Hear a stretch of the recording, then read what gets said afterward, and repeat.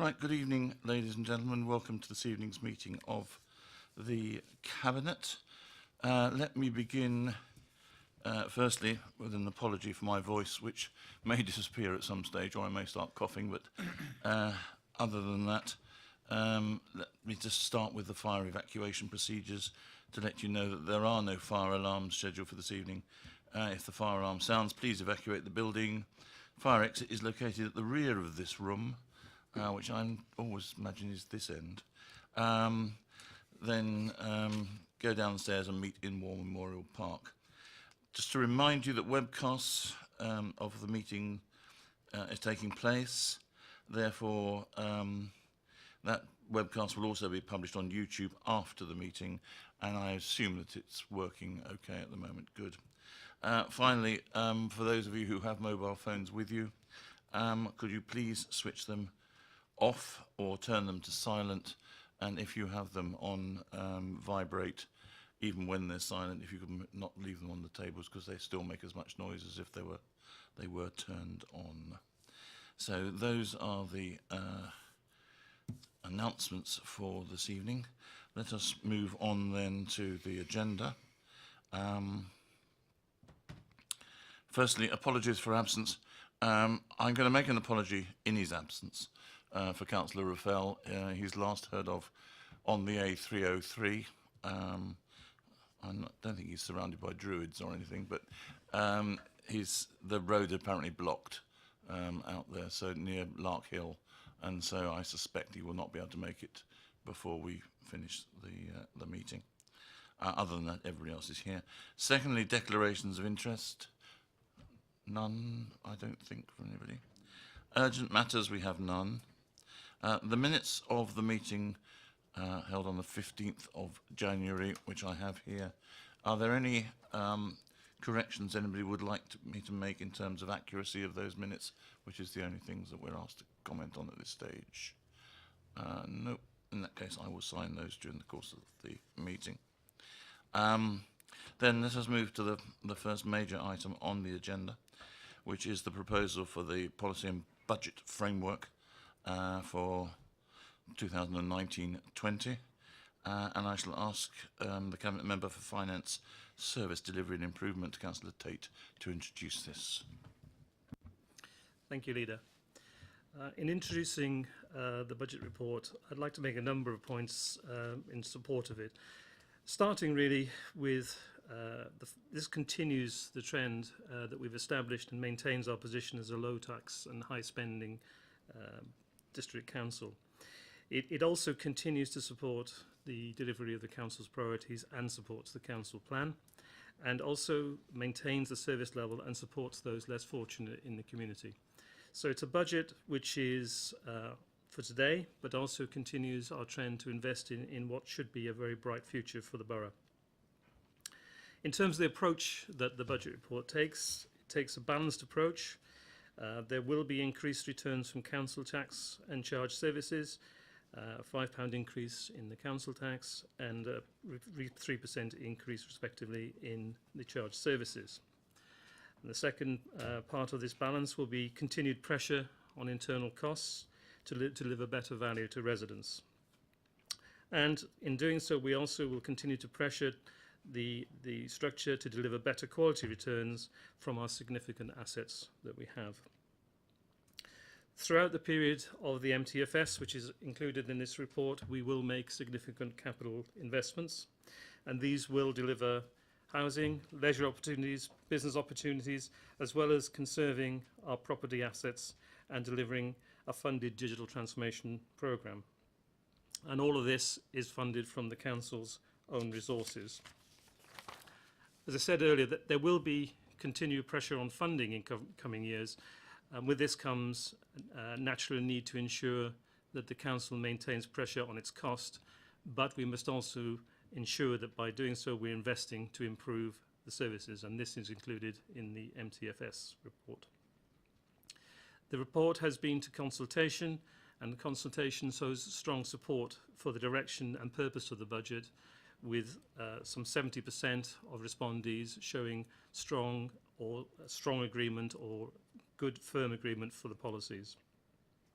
Now clearly we're working in difficult times with diminishing central government support, but with this budget and the midterm forecast and the delivery, Basingstoke, I believe, will be able to continue to thrive and develop.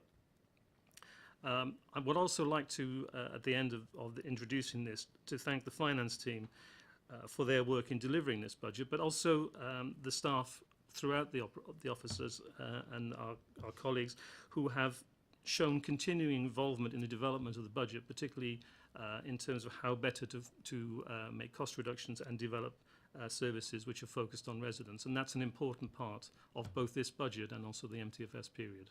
So hopefully Cabinet will fully support the budget and we can move it through to Council later on in February. Thank you, Councillor Tate. This is a paper which has been very well studied and commented on at the past in various workshops and in the consultation process that it's just been through. Does anybody have any further comments that they wish to make at this stage, bearing in mind that we're going to be going through the whole process again in full council in a few weeks' time? If not, then I propose that we accept the recommendation from the Cabinet member for this budget, with just a note on the fact that we are fortunate that we're in a position to be able to put forward a budget of this sort in such a positive way when many other councils are unable to do so. That hasn't happened by luck. It's happened by a prolonged and sustained period of good financial management that's got us to where we are today, and this budget reflects a continuing approach of, I hesitate to use the word prudence because that was used in the past by somebody from another political party, I seem to remember, but of careful management, but one which has been constructive and positively utilising the resources that we have available to us. So we will take that then as agreed. Agreed. Good. Then, for the second of your items this evening, Councillor Tate, would you like to glide effortlessly into Treasury management? Thank you, Leader.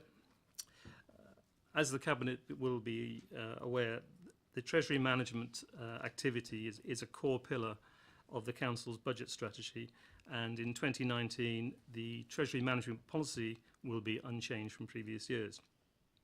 However, I think it's also important to note that with the significant global uncertainty in markets and also localised heightened uncertainty due to Brexit, we will continue to transition from Treasury bonds with low yields to property investment vehicles to maintain the level of return into the Council.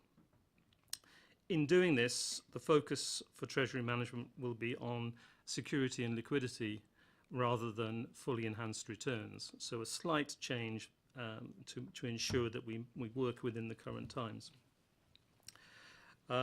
In doing so, I do fully expect that, as in previous years, that external audit and assessment will place our investment in the highest quartile with its balance of returns and security, something which we've become very used to. So no change in policy, just a slight change in the emphasis. Again, I hope that the Cabinet will support the change and we can move this through to Council. Sorry. Comments, any members you wish to make? Because I think it's fairly straightforward again. Good. Then we move that through as well. And then for your final performance this evening, I think the third part of this, which is the capital strategy and investment strategy, non-treasury items. Again, thank you, Leader. This is a new report which addresses the statutory requirement to integrate existing capital strategy, treasury management activity and non-treasury investments into a single report. It doesn't indicate any change. It's a bringing together of Council's previous decisions, which are unchanged, as I say. The point I think that is worth taking from this report is that it shows the breadth and the significance of the Council's financial resources which underpin the Council plan. Again, this places us in a different position to many, particularly district councils, in our ability to deliver results from these resources. It's also important to note the success of non-treasury investments in supporting revenue, and I think we'll come on to that in a little while, which in turn addresses allows the continuing investment in both communities and business growth. So it is of fundamental importance to deliver significant returns and to be agile in the marketplace that is a struggling marketplace currently. But I think it's really important that we note the width and breadth, as I say, of the investments that we're able to bring together in this report. So again, I hope that the Cabinet fully supports, again, this report. Thank you. As you say, it's something we have to have. Just brings together other themes. And any other comments that anybody wishes to make? Yes, please do. Councillor. Thank you, Leader. As Councillor Tate has said, these are new requirements from central government, but a lot of this work has been done in a different form by this council over many years, including our long-term capital programme strategy 2016 to 2030. And what I wanted to highlight, I think, is the extent to which this council does manage its finances on behalf of its residents very carefully, but that we also do it in a way that where we are looking to make sure that the money we have responsibility for is invested with some imagination and creativity. And that's why we're able to generate high returns on our non-treasury investments, particularly with commercial property, that go to helping us ensure that we can provide the good services that our residents depend on. The other point I wanted to make is just how fortunate we are that because we've built up over a very long period of time significant capital resources. And if you look at this report, we are planning to invest just short of £130 million between 2019 and 2022/23, and that includes allocations such as £35 million to Manydown and £13 million to Basingview, and that's going to ensure that we can continue to have a flourishing borough. We're going to be able to have modern office accommodation and industrial premises that occupiers require, and we're going to be able to provide the good quality new homes at Manydown, as well as all the other things that we do in relation to community and leisure facilities, sports and recreation, and even the provision of a new cemetery. So I think this is demonstrates just what a firm grip and a positive role that this council can play in the continuing development of our borough. Thank you very much, Councillor Isaac. Just for the benefit of those who won't be able to see on the camera, we've now been joined by Councillor Ruffell, who's escaped from the clutches of the ancient Britons on Salisbury Plain, and welcome him to the meeting, and just to let you know we've just about to conclude item 7 on the agenda. So, we're happy then to agree that? Fine, thank you very much. Then let us move to item 8, Invest to Grow plan.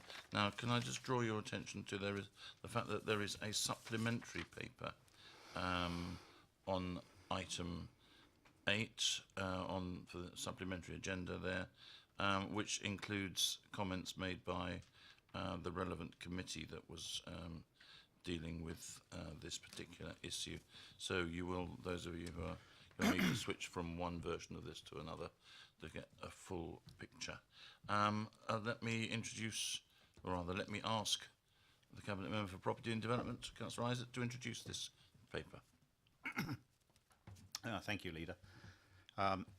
This is the business plan for the Investor Growth Fund for the coming year. As Cabinet colleagues know, this is a £25 million allocation, and it's intended to finance and bring forward local development, supporting socio-economic growth, particularly in commercial property, housing and infrastructure and renewables. By the end of 2018, we had allocated £10 million of this fund to the proposed new HQ for Eli Lilly, which is important to retain one of our key employers and the 400 jobs that they have.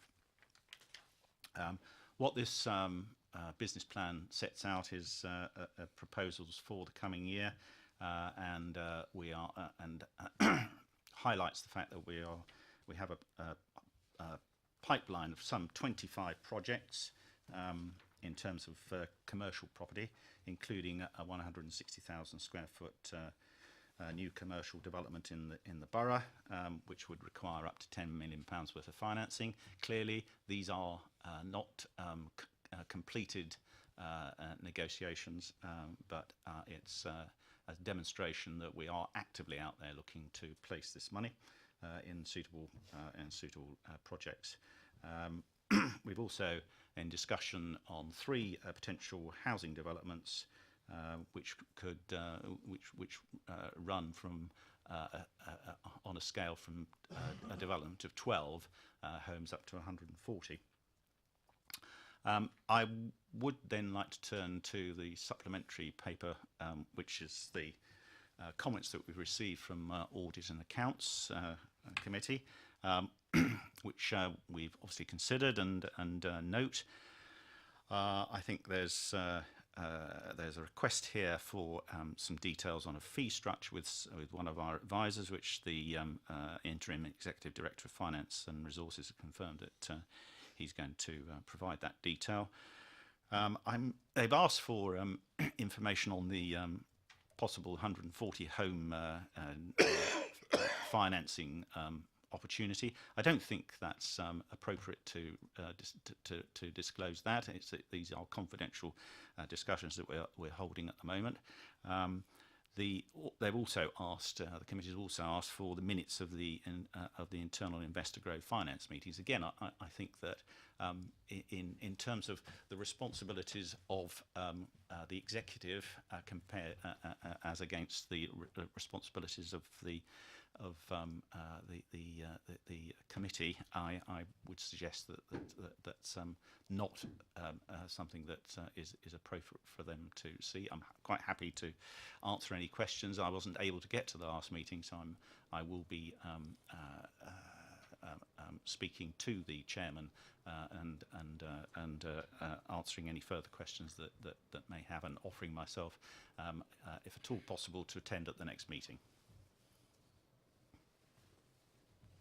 Thank you. Would you like to turn your Yes. comments? Councillor Ms Golding. Thank you, Leader. I'd like to extend my thanks to the portfolio holder and the officers for all their hard work on this. I think it's really excellent to see the strategy working so effectively at bringing income into the council in what is a difficult environment in a wider way. I would like to speak a little bit about the Audit and Accounts Committee comments. I do note them, but I am a little bit concerned that they seem to contradict themselves. The main report clearly says that the strategy has been adjusted to include residential properties, and I'm quite pleased to see that the added flexibility that was requested by full council has been added. I do understand the committee's motivation to see a greater diversity in property investment, and I'm really looking forward to seeing the housing investment strategy later this year. However, if you're trying to increase the diversity of the portfolio when there's only £5 million left, it does seem to me slightly illogical to then not agree to increase the amount of available funds for future investments. I don't agree that urgent decisions should be used for cases like this when we've got time to make a prudent decision and a plan in advance.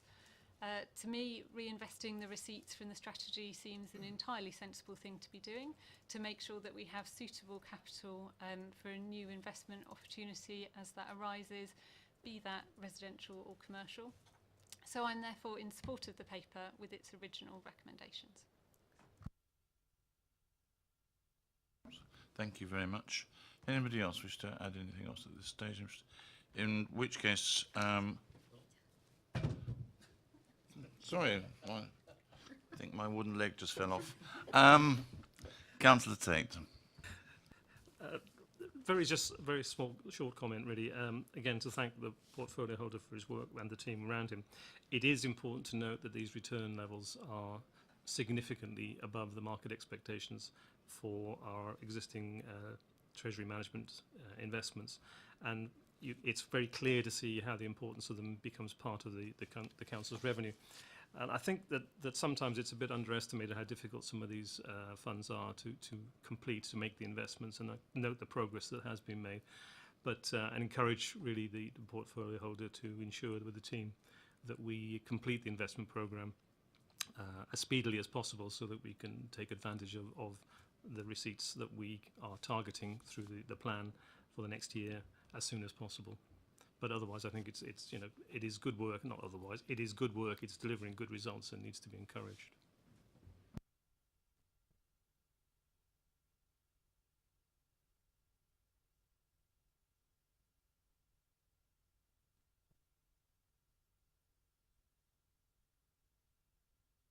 Sorry, I'll turn the microphone on now. I've stopped coughing.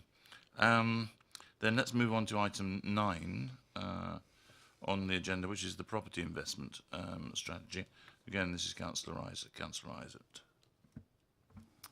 Thank you, Leader. This is the annual business plan for the property investment strategy. Through 2018, we made some good progress with 4 acquisitions of new income-producing properties, using the £30 million additional funding that was allocated under the property investment strategy. Just to remind everyone, the objective is to provide stable long-term income and generate additional returns over those obtainable through the treasury management.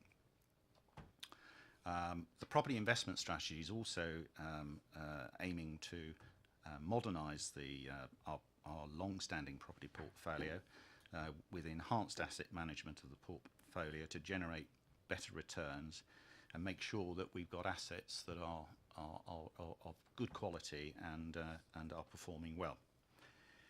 As I say, at the end of 2018, £16 million had been invested in total, delivering £1.129 million of extra income through new investment, and so I think we're on target to deliver the 1.7 million additional income that's sought for under this plan.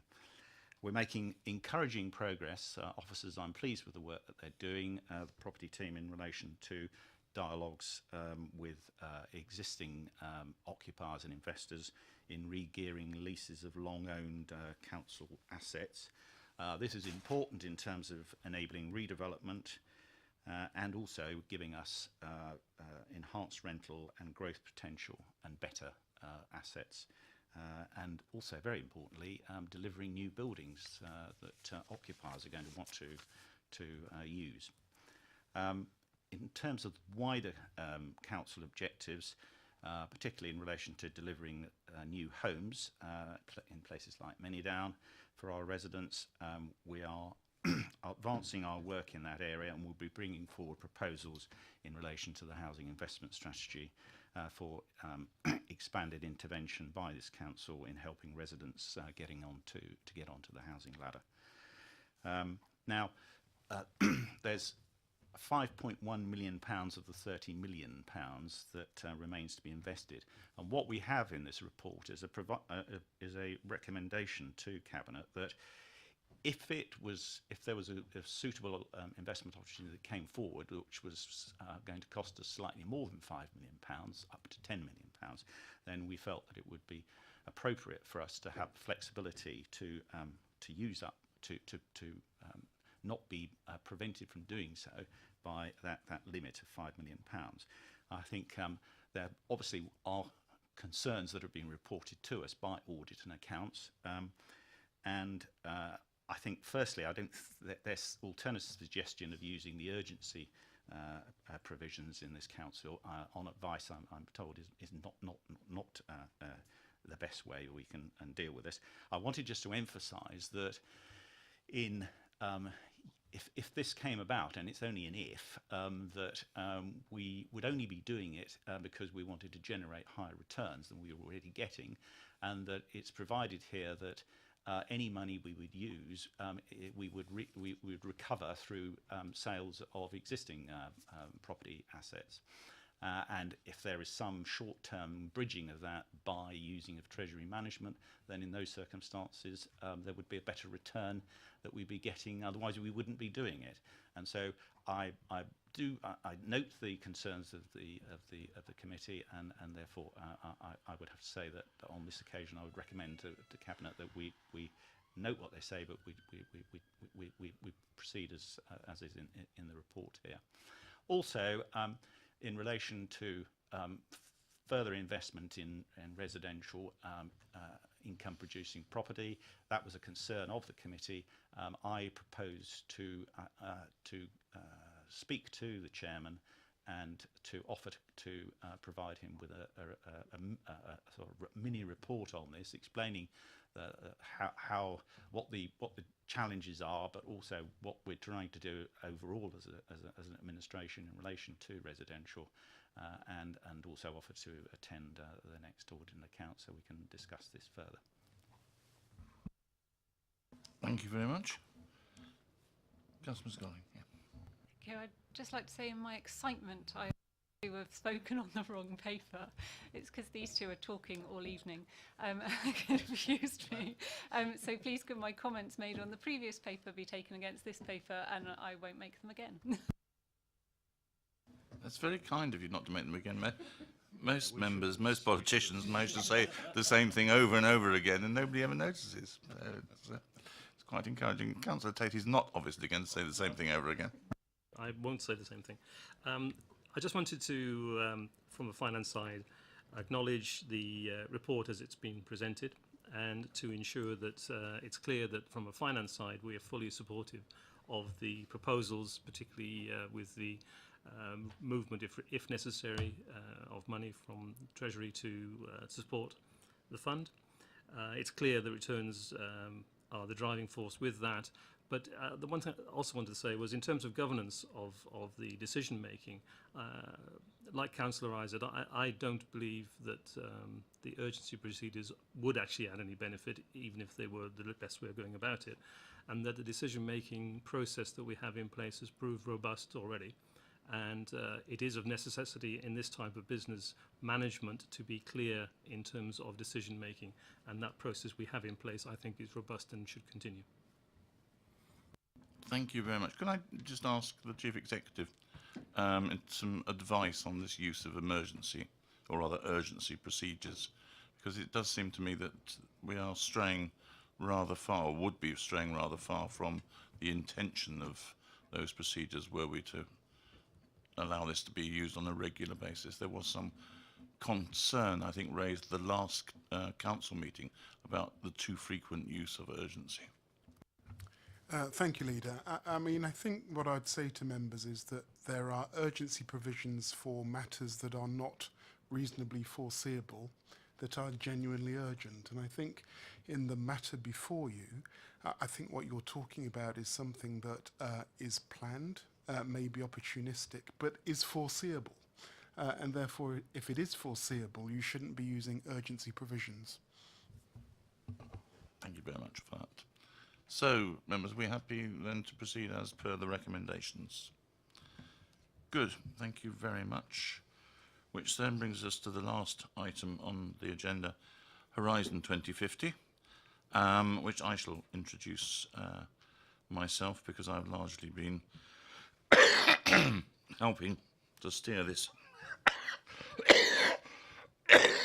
And it may be the last thing I ever do by the sound of it. To have got it to where we are today. Um, Basingstoke is undoubtedly a really good place to live, and that's recognised very simply by the results of the surveys that we do amongst our residents, and producing 94%, an incredibly high level of satisfaction with being here, living here, working here. The reason why it is, or at least in part the reason why it is such a good place to be and to live, is because of the forethought that was given to its structure, its development, back in the mid-1960s, when, remember, Basingstoke town itself was only a town of 16,000 people in 1961-62. And it grew at a phenomenal rate thereafter.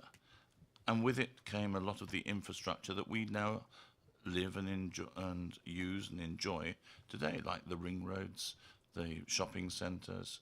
A lot of that provision came out of the thinking that went on at that time.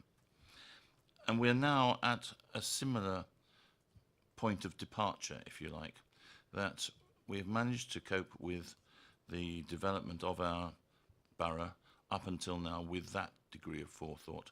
We now need to be thinking of what we need to put in place going forward for the next 30 years to take us up to 2050 if we're going to maintain the quality of life, and one should always have the ambition of trying to improve the quality of life of the people here.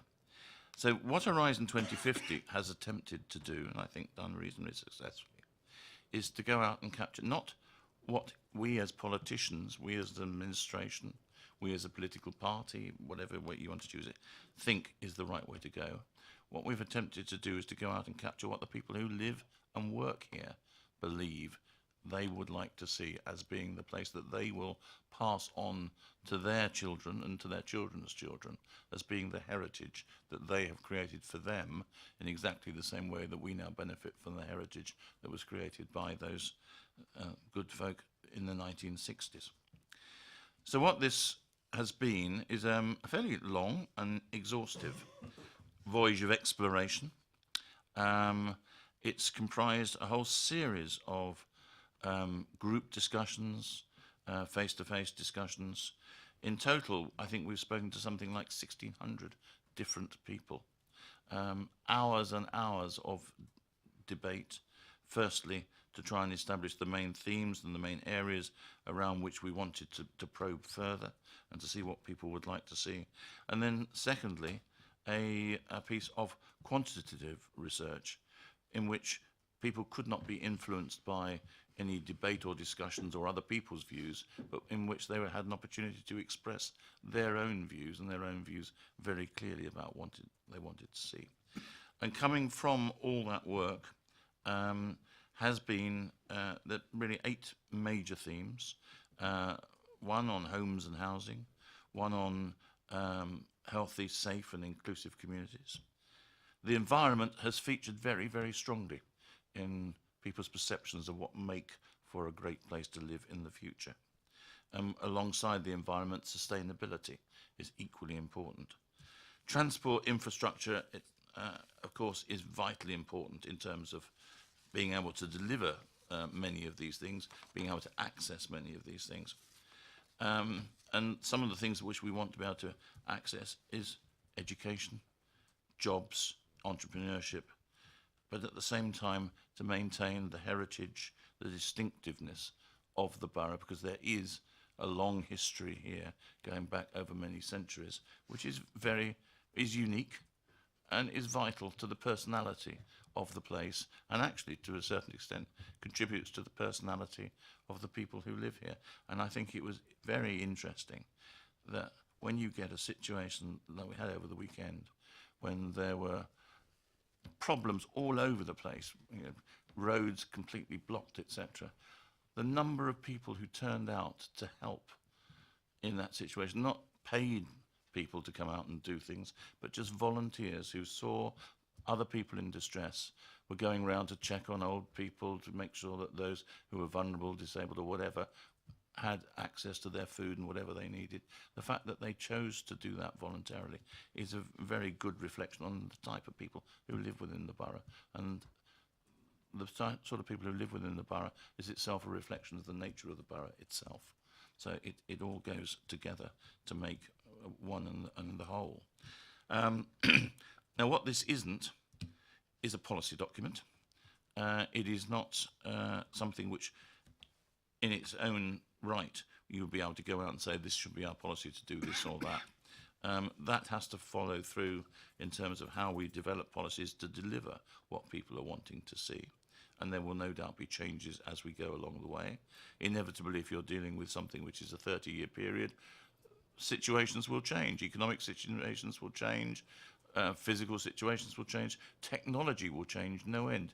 Go back 30 years, none of us had a mobile phone, certainly not in a smartphone where we could do all the things we can do today. So all those things will happen. Transport, no doubt, will change. Goodness knows what we'll be driving around in if we're driving around and somebody else, an autonomous bod, isn't doing it for us at that stage. So many things will change. But what I think this gives us is the framework in which we have to design our policies for the future. And I don't mean just us as a council. I mean us as a community. And therefore, all of our partner organisations have bought into this whole process. This has largely been sponsored by BASP, by our Area Strategic Partnership, as much as it's been a council initiative. And that is because it does enable us to bring together all the various strands of the life that we lead as residents of the borough together, and it gives a sense of direction of that we wish to go in, or that our residents wish to go in for the future. The plan is that this should go from us to council, and we will be asking council to adopt this as the vision for 2050. It at the same time is going to BASP. We've already seen it in its last but one form, and have agreed to adopt it at their meeting in March. And I hope that all the other partners within the borough who feel it appropriate to do so will also take the opportunity to adopt it as the vision for going forward.